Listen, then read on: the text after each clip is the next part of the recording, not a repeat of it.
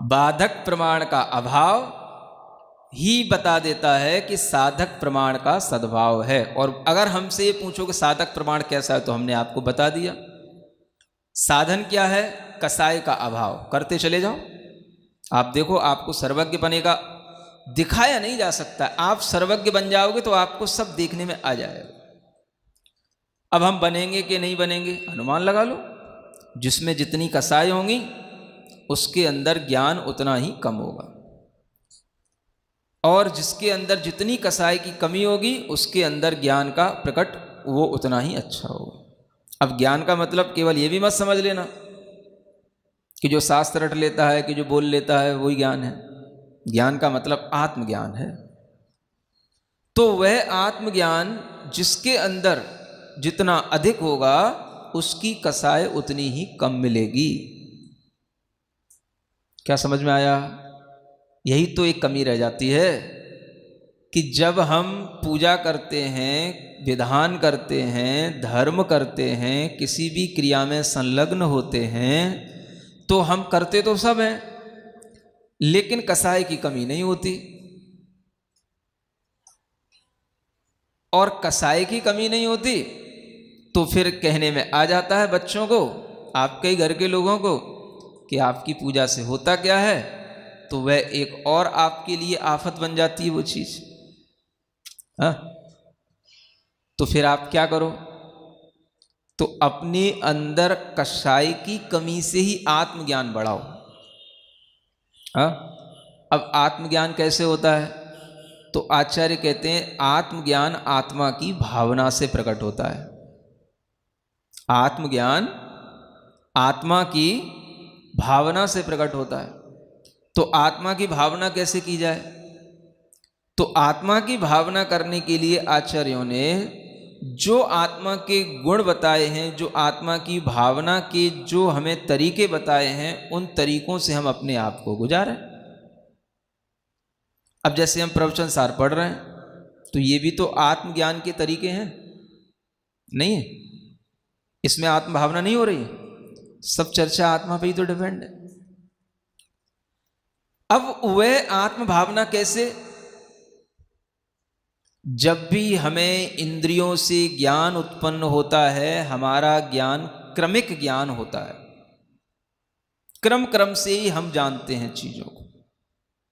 हमें अपने इस ज्ञान को छोड़ करके हमें संपूर्ण ज्ञान को प्राप्त करना है, तो हम अपने इंद्रिय ज्ञान को रोक करके उस संपूर्ण ज्ञान की भावना करें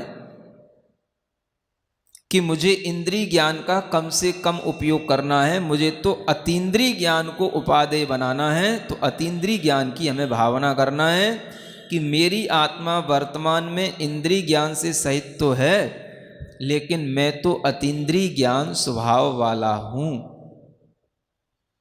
मैं कैसा हूं? ये भावना करो। तो भावना करने का मतलब केवल कहना नहीं होता, अंतरंग से जब हम अपनी इंद्रियों को रोक करके संयम्य इंद्रिय ग्राम मेकाग्रत्वेन चेतस आत्मानम आत्मवान ध्याये आत्मनैव आत्मनि स्थितम। क्या कहते हैं आचार्य? पहले अपने करण ग्राम माने इंद्रिय समूह को संयमित करो। संयम्य करणग्राम है, मेकाग्रत्वेन चेतसा। और वो कैसे होगा? तो पहले चित्त को एकाग्र करो। चित्त को एकाग्र करके इंद्रियों को संयमित करके अपनी आत्मा को आत्मा में आत्मा से ही ध्यान करो। कठिन काम हो गया ना?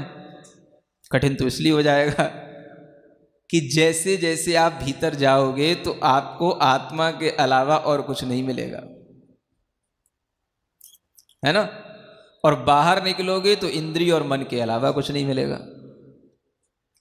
तो बाहर की जो भटकाने वाली चीज है उसको रोककर, उससे हटकर आत्मा में आत्मा को आत्मा का ही ध्यान करने के लिए आत्मा ध्यान करे। आत्मानम आत्मवान ध्यायेत आत्मनैव आत्मनि स्थितम। आत्मा के द्वारा आत्मा में स्थित होकर के आत्मवान आत्मा को ही ध्यान करे। तो करो, क्या दिक्कत है? चित्त को एकाग्र करो, इंद्रियों के विषयों से अपने चित्त को जाने से रोको, और जो सिर्फ अपने पूरे शरीर में जो अपने को अपनी आत्मा का जितना भी स्व संवेदन हो रहा है उस स्व संवेदन में ही चिपको, उसी में लगो। जितना भी हो रहा है, जैसा भी हो रहा है स्व संवेदन, उस स्व संवेदन को ही जो है अपने ज्ञान का, ज्ञान के द्वारा विषय बनाओ। बस मैं इतना ही हूं, मेरा स्वभाव इन इंद्रिय ज्ञान में उलझने का नहीं, मैं अतीन्द्रिय स्वभाव का धारी हूं। तो मुझे अतीन्द्रिय ज्ञान की प्राप्ति के लिए आत्मा में आत्मा की ही भावना करना। तो उसे कहा गया आत्म भावना। आत्मा में, आत्मा के द्वारा आत्मा के लिए ही भावना करो। बस आत्मा के लिए मतलब आत्मा के लिए अतीन्द्रिय ज्ञान प्रकट हो, ऐसी भावना करो, और अतीन्द्रिय ज्ञान को भावना में लाओ, इंद्रिय ज्ञान को छोड़ो। जो भी आपको इंद्रिय ज्ञान से स्व संवेदन में आकर के, कोई भी ज्ञान में आकर के कोई बाधक बन रहा हो, तो उसको अपने से हटाओ। ये इंद्रिय ज्ञान का विषय था, यह मेरा नहीं, यह मेरा नहीं, यह मेरा नहीं। हमारे लिए अतीन्द्रिय ज्ञान ही उपादेय है, ग्रहण करने योग्य है। मैं अतीन्द्रिय ज्ञान स्वभाव वाला हूँ, मेरा आत्मा इंद्रिय ज्ञान से रहित है, शरीर से रहित है। तो ये आत्म भावना ही आपको आत्मज्ञानी बनाएगी, और इसी से कसाय की कमी होगी। कसाय तो आत्मा में चिपकी है ना, और उस कसाय की कमी हम बाहरी किसी भी चीज से करना चाहेंगे तो वो बहुत ऊपर ऊपर से सहायक होती है। भीतरी चीज तो तभी होगी ना जब हमारा स्पर्श उस भीतरी चीज से होगा। एक तो मैल वह है जो हमें बाहर दिखाई दे रहा है, मान लो किसी मैले गड्ढे में कोई चीज पड़ी है, एक तो मैल वो है, और फिर उस गड्ढे से हमने उस चीज को उठा लिया तो उसके बाद ऊपर भी लगा हुआ मैल है, उसके बाद कुछ मैल ऐसा भी है जो उसके अंदर घुसा हुआ है। तो हमें उस मैल को हटाते जाने के लिए कुछ बाहरी भी चीजों का आलंबन लेना पड़ता है, और कुछ भीतर तक वो पहुंचे। जब हम किसी चीज को गर्म करते हैं तो उसकी आग उसके अंदर भीतर तक पहुंचे। ऊपर ऊपर से रह जाएगा तो गर्म नहीं होगा, वो अंतरंग में उसके परिवर्तन कुछ भी नहीं आएगा। तो अंतरंग में परिवर्तन लाने के लिए ही ये अध्यात्म भावना और आत्म भावना की जाती है। इसी में, इस भावना के करने से ही कसाय की कमी होती है। भगवान का दर्शन, स्वाध्याय, पूजन, ये सब उसके लिए एक साधन बन जाते हैं कि देखो बाहर से तो अब हम बाहर की मैल से बच गए, है ना। अब वहां आकर के जब हमने पूजा की, भगवान के गुणों का स्मरण किया, तो उस समय पर हमारी आत्मा के अंदर कुछ हमारी भावना भीतर तक पहुंचे कि हमें भी भगवान के जैसा स्वरूप उपलब्ध करना है, प्राप्त करना है। तो वह हमारा ज्ञान जो होगा वह बाहर जितनी भी हमारी आत्मा के ऊपर कसाय होंगी उनसे थोड़ा सा हटेगा, बचेगा। तो कसाय के ऊपर वार करेगा तो आत्मज्ञान होगा। और वो कब होगा? तो वह बाहरी चीजों के बीच में बैठ कर के भी अंतरंग में आत्म भावना करने से ही होगा। अब आपने बहुत सारा बाहरी कार्य किया और आत्म भावना तक कुछ पहुंचा नहीं, भावनाओं में कुछ भी चीज आई नहीं, एक रोजमर्रा की तरह वो रूटीन के तरह हो गई। तो उससे भीतर जो एक स्पर्श होना चाहिए था आत्मा के भाव का, आत्मा में वो नहीं हो पाया, कसाय की कमी हो नहीं पाई। आप घर पहुंचे, ज्यों के त्यों गुस्सा पहले से बने हुए हो, ज्यों की तो पहले की तरह आपका मूड बना हुआ है। तो घर वाला देख करके कहता है कि भाई 1 घंटा मंदिर में रह करके आए हो, फिर वही चिड़चिड़ापन। तो थोड़ी देर वहां घर पहुंच करके थोड़ी देर शांत रहते, थोड़ा सा थोड़ी देर के लिए मुस्कुराते, थोड़ी देर के लिए अपने अंदर ऐसा फील करते कि हाँ हम भगवान के दर्शन करके आए हैं, बेटा देखो कितना आनंद आता है, तुम भी हमारे साथ चला करो। तो बेटा भी समझे कि हाँ कुछ आनंद आता है, तो चलो कल से हम समझेंगे। और आप जाते ही से बरस पड़े, अभी तक तो स्कूल नहीं गया, अभी तक ड्रेस नहीं पहनी, बहू पे बरस पड़े, अभी तक भोजन नहीं बनाया, अभी तक नाश्ता नहीं बनाया। तो क्या करेगा कोई? तो कई बार तो यही लोगों के लिए बहाने मिल जाते हैं मंदिर नहीं आने के और भगवान के दर्शन नहीं करने के। समझ में आ रहा है? तो ये होता है, कसाय की कमी आत्म भावना से ही आती है, और आत्म भावना जल्दी नहीं आती है। अगर हमारा उद्देश्य होता है वैसा तो ही आती है, नहीं तो बाहरी किसी क्रिया से नहीं आती। आप पूजन कर लो, आपको कभी आत्म भावना नहीं आएगी। आप 12 भावना पढ़ लो, आपको कभी आत्म भावना नहीं आएगी। लेकिन अगर आप उद्देश्य रख के पढ़ोगे कि नहीं हम ये आत्मा के लिए पढ़ रहे हैं, अपनी ही अंदर आत्म भावना करने के लिए पढ़ रहे हैं, तो आपको वह भावना आएगी। तो आपको फिर उसमें हर जगह आत्मा दिखेगी, आत्मा के गुण दिखेंगे। तो ये चीज़ें स्वयं अपनी भावना से करने से आती हैं, और इस प्रकार से करते रहने से ही कषाय में कमी आती है, परिणामों में मंदता आती है, तभी जाकर के चित्त शांत होता है। और जैसे जैसे फिर वह चित्त शांत होने लग जाता है, फिर उसको अपने आप में ही रहने में अच्छा लगने लग जाता है। जैसे जैसे चित्त शांत होगा वैसे वैसे वह अपने आप में ही आनंदित रहेगा, पर की अपेक्षा उसके लिए कम होती चली जाएगी। वो आए, वो मिले, वो ये दे दे, वो ये कर दे, ऐसी कुछ नहीं होता है।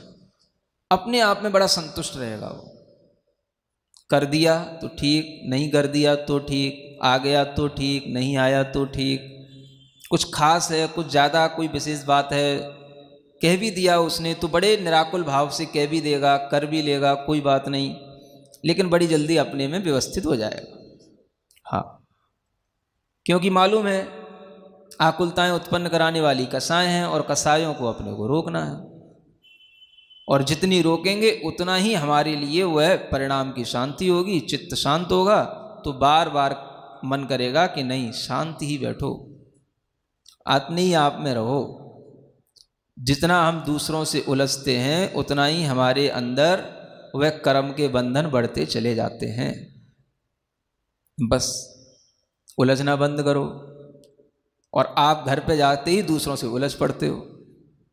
ये नहीं हुआ, वो नहीं हुआ, यहाँ झाड़ू नहीं, वहाँ पहुँचा नहीं, ये भोजन नहीं, वो नहीं, ये नहीं, बस तो उसी से सब गड़बड़ हो जाता है। समझ में आ रहा है? तो यहाँ से भी जाने के बाद में घर में भी शांत मन से, अच्छे प्रसन्न चित्त से घर में भी जाकर के थोड़ा सा व्यवहार करोगे तो घर वालों को लगेगा कि आपको मंदिर में कुछ मिला है। क्या समझ में आ रहा है? अब मन नहीं करता वो महाराज, वो देखते ही गुस्सा आ जाती है बहू को, तो देखते ही गुस्सा आती है। अब जब तुम्हें बहू को अभी भी देखते ही से गुस्सा आ रही है, तो फिर भगवान को देखते ही से तुम्हें शांति कब मिली? उसका संस्कार तुम्हारे ऊपर पड़ा ही कहाँ?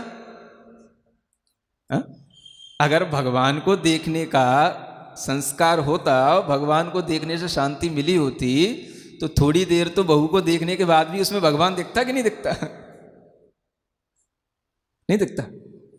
जिस चीज को हम देख करके आ रहे होते हैं, जो चीज हमारे दिमाग पे होती है, या जिस चीज में हमारी भावना जुड़ी होती है, तो जब कभी भी हम कोई भी चीज देखते हैं उसी में वही चीज दिखाई देती, नहीं दिखाई देती? अरे किसी से भी पूछ लो, किसी को जुनून चढ़ जाए कि हमें इसी लड़की से शादी करना है, तो फिर देखो आप, उसको सब में वो लड़की दिखाई देगी। हाँ, रोटी में भी दिखाई देगी वो, उसका चेहरा उसका उसमें भी दिखाई देगा उसको। तो इसको कहते हैं भावना। तो ये तो समझ में आती है। ये भावना जब इतने एक्सट्रीम पे पहुंच जाती है, तो ये वाली भावना एक्सट्रीम पे क्यों नहीं पहुंचती? नहीं समझ में? ये भी तो वही चीज है ना। जब इंद्रिय के विषय की भावना इतने एक्सट्रीम पे पहुंच जाती है कि हमें हर जगह फिर वही वही दिखाई देता है, सपने में तू, सांसों में तू है, बाहर तू, भीतर तू। तो ऐसा कभी इसके साथ क्यों नहीं होता? इस ज्ञान के साथ क्यों नहीं होता? भगवान के साथ क्यों नहीं होता? तो इसका मतलब क्या है कि हम उस भावना के लेवल तक पहुंच नहीं पाते हैं। समझ में आ रहा है? क्योंकि जब इस इंद्रिय विषय की भावना हटेगी तभी जाकर के आपको आत्मा की भावना बनेगी। इसलिए आचार्यों ने हमेशा कहा है, आत्म भावना करने वाले को पहले इंद्रिय विषयों से दूर होना पड़ेगा। और आज जितना भी अध्यात्म सिखाया जाता है इंद्रिय विषय में डुबो करके आत्म भावना कराने के लिए होता है। इंद्रिय